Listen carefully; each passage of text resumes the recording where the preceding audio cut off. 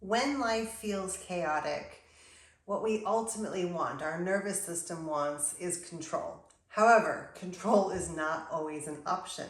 So in comes ritual. Today we're going to talk about ritual and how it can really help to ground you energetically and give meaning and purpose to life when it feels uncertain, out of control, and or chaotic. Hey, I'm Jamie and I am the heart and mind behind Liminal Travel. Here on this channel, we help you travel not just in planes, trains, and automobiles, but also how do you travel through life, creating more meaning and purpose. So let's dig in. I get this question a lot. What is the difference between routine and ritual? Our nervous system and our minds, especially for some folks who have anxiety or have a lot of fears, routine gives us structure, it calms us down. Routine's not bad. I'm not here to give shade to routine. I have a lot of routines too, but often our routines can become automatic. They can become routine, like where we don't have to think about what we're doing. We're just going through the motions. I wake up, I clean the cat box, I put my coffee on. You can do it in your sleep. That's a routine. You're not awake while you're doing it half the time. If you are awake, and if you are present and mindful in the process of doing routine, I would beg to say it's not a routine, it's a ritual.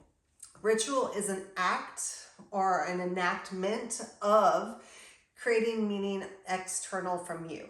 So for example, I could close my eyes and say a prayer to God, right? That's happening. Or I could light a candle, light some incense, and verbally say, God, please help me with fill in the blank. That would be a external representation of something that I'm doing. So both are good, but I will say that when we have an external thing, they call it correspondences, things that outside of you represent something greater than you. The more correspondences we have, the more meaning it starts to make in our life. It starts to become concrete, right? Talking to God can feel very disconnected unless you have a very large spiritual life and you have cultivated that. This is one example, by the way. You don't have to pray to God to do ritual. You don't have to believe in God to do a ritual. Rituals are just actions that create meaning and purpose in your life. Simple. They can be elaborate, like a lot of pagan religions and Wicca and shamanic practices. They can be more elaborate. And I do like an elaborate ritual, don't get me wrong, but it can be simple. It could be when you're getting ready to leave out the door in the morning, you close your eyes, take a deep breath, and just center yourself before you go. That is a ritual. So that's the main differences between the two. Let me give you some more context.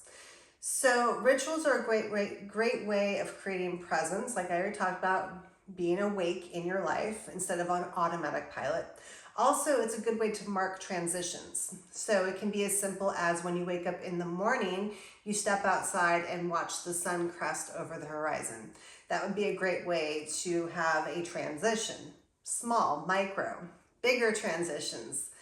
Marriage, right? Ceremonies, sweet 16s, quinceañeras, 50th anniversaries, like all these big moments, but we often only celebrate the big moments. So when you become a ritualist, like me, you want to mark all the different little things along the way because it gives it meaning and context. I don't know about you, but as an adult, it's very boring if you only have your marriage and then your retirement from your work, and there's not a whole lot in between other than celebrating your children and everyone else around you. I want to celebrate all the little things. So depending on who you are and how you want to operate, ritual can be small, medium, or large. It can be inconsistent, or it can be daily. All right, so some examples of ritual. Making morning tea. So as it's brewing, standing there and being present, not multitasking. Another one, lighting candles, creating altars. So when I first started creating altars, I was a baby yogi, and I want to say this was probably 15 years ago. It felt really bizarre because when I thought of altars at that point, I only thought like Catholic Church, Baptist Church, like church. I thought that only churches were allowed to have altars. But when I started practicing yoga, there was a lot of correspondences of things I wanted to put externally to remind me and trigger me to go into that meditative state. So I've been making altars for a long time. You can make altars with religious stuff, spiritual stuff. I have a lot of items on my altar that I find in when I'm hiking or when I'm outside. So pretty flowers, animal bones. I love a dead butterfly or moth. It doesn't have to be morbid, but I kind of like symbols of death to remind me to live. All right, next thing I want to talk about. So rituals help to regulate your nervous system. If your nervous system is dysregulated, you cannot make good decisions, period. If you are dysregulated, you are going to be making decisions out of fear, out of thinking or what you think you should be doing. Ritual helps to ground you down, calm you down, so you can actually make good decisions in your life. And I know you've all had those moments where you've been completely blown out. You make a decision, 2 days later you're like, what the fuck did I do? Yeah, we don't want that. So rituals is another way. Therapy is a great way. Yoga is a great way. There's a lot of different things, but rituals help to ground you in reality. Rituals help connect the mind and body. Like I talked about, you can pray to God or you can create an altar as an offering to God. This is going to enact not just something you're doing in your mind, but also getting your body involved. Dancing, like Footloose had it all wrong, y'all. Dancing is not for the devil. Dancing is one of the traditional ways that people have shifted their consciousness to connect with something greater. Dancing is a great ritual, again, with the right intention. If you're just going out there shaking your ass looking for a man, like that might not be a ritual, but it might be a ritual, dating ritual. But you can be dancing for the sake of creating joy in your body, connecting with this cool thing that we get to inhabit. So ritual does bring you down into the body. And in a world where we are very much in our head a lot, the world is created where we're in our head a lot. This is where all the suffering comes from. We cannot trust our thoughts. 99% of our thoughts can't be trusted. They're a fabrication and a story. The body don't lie. The body also keeps score. If you haven't read that book about trauma, a very good book. But this is the gateway to being present. And that's really what rituals are doing, is getting us present. That present moment is where we find peace. We find, even when the present moment's hard, it's real. It's happening. It's here now. It's not something that happened last week or we're worried about for, a year from now.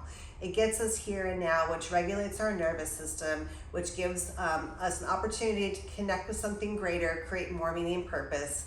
Boom, we're joyful. I want more joy. You want more joy? I want more joy. Ritual is one of the ways to get there. All right, so how do we make ritual accessible? Like, where do I start? I think I get that question a lot. Where do I start? I want to start doing ritual, but I don't know what to do. Keep it simple, stupid, as my dad would say. KISS, right? Keep it simple, stupid. I love you. I'm not calling you stupid, but keep it simple. What are you drawn to? What do you enjoy? Do you like something that smells good? Go pick some flowers, put it in a vase, and offer it to something greater than yourself. It can be as simple as that. Sit down, have your cup of coffee, pray over the coffee. Coffee give me energy to work my will. I do that every day. There's another prayer I use. And then you sip your coffee mindfully. It's all about the mindfulness. Some other examples, journaling before bedtime, lighting incense. I've already mentioned this, stepping outside at sunrise. It can be very simple. For those of you who practice yoga, if we can shift from that mindset of yoga as exercise, which I'm not giving shade to that, but it's not the point of yoga. The point of yoga is to quiet the mind and to connect to something greater. The movements are simply a way to get there. So if we can shift how we're engaging with our yoga practice when we step on the mat, instead of thinking, I hope I can burn 250 calories today so I can eat that donut tomorrow morning or whatever. That's one of my stories. Get on the mat, connect your feet, connect with your breath. That's why we set intentions before yoga. It's not just some woo-woo fancy thing we do. It's to get our mind right to why we're doing the practice. It gets us reminded of each breath, each movement is an offering to that. If I'm seeking more joy, get on the mat, take a deep breath. I'm here to cultivate joy. Let's go. Inhale, arms up. I am joyful. Exhale, throw away the things that aren't making me joyful. I think you get what I'm saying. It can be that simple. So I'd like to give you a little ritual that you could do every day. So consistency is key. Consistency over duration. So a lot of times what happens is people get really gung-ho. I'm like, I'm gonna start doing this every day. And they say, I'm gonna do an hour of whatever, fill in the blank. An hour of working out, an hour of meditation. An hour is way too much. You're never gonna commit to it. And if you do, you can say, Jamie, you're wrong, I could do it. I'm gonna take ownership of me. I could never do that. If I said every day I'm gonna do an hour of fill in the blank, whatever that fill in the blank is, I'm not gonna do it because it's too much, too big. Start small, 5 minutes. If that seems too small, a minute.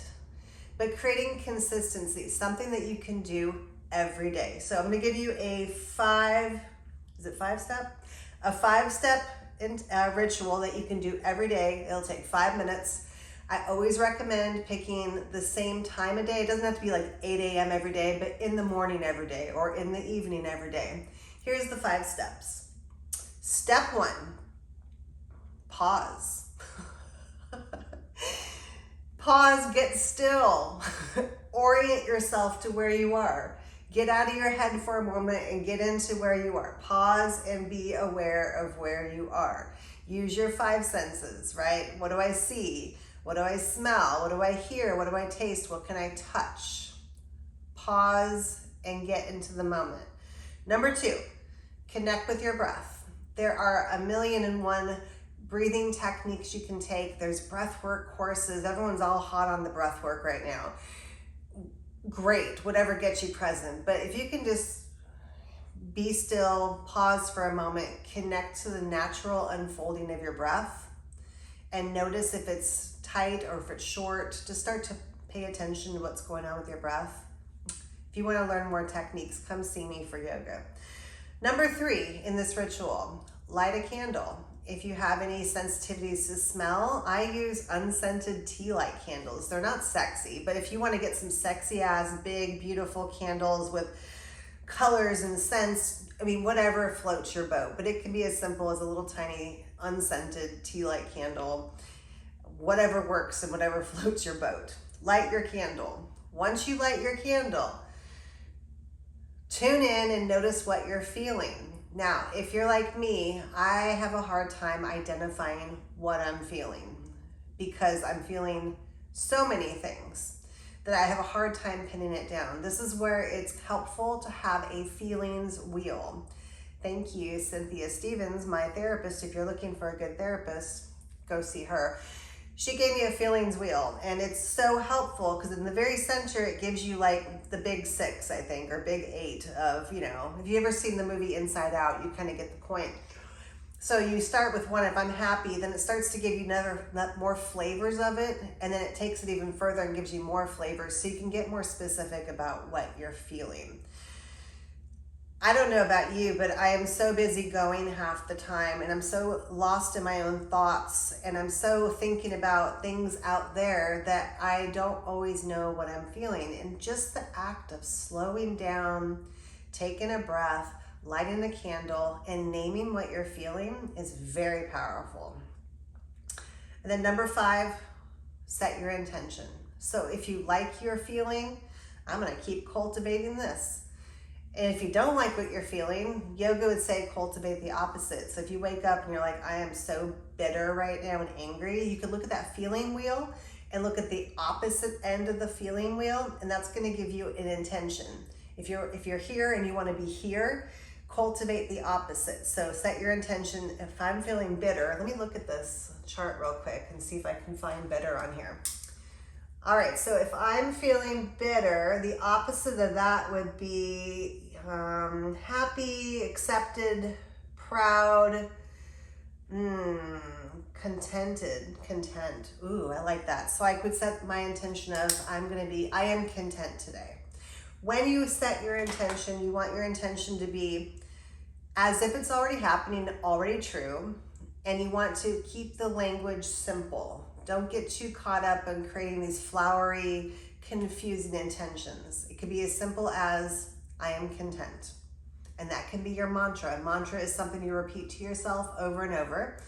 Mantra in Sanskrit translates as that which protects the mind. So a mantra is something that protects the mind. So if you have anxiety, you have a lot of thoughts going on, the ritual of repeating your mantra is going to protect the mind from your own mind. And it's also going to reprogram different systems into your body. So if you're anxious and worried and bitter and angry, and you start saying to yourself, I am content and free, it's gonna shift your nervous system, it's gonna shift your mind, and it's gonna shift everything.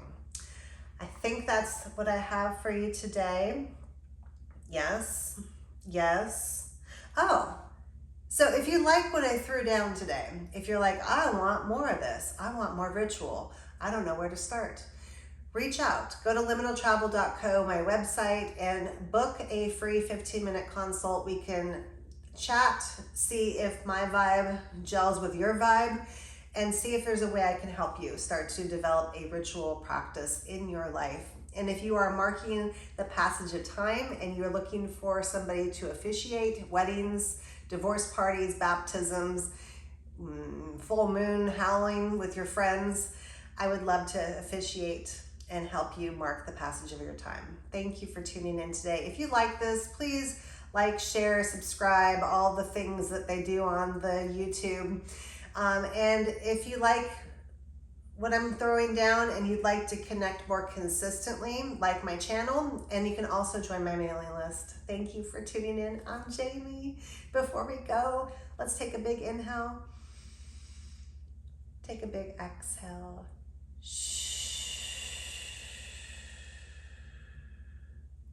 And before you go on to what's next, pause one more second longer.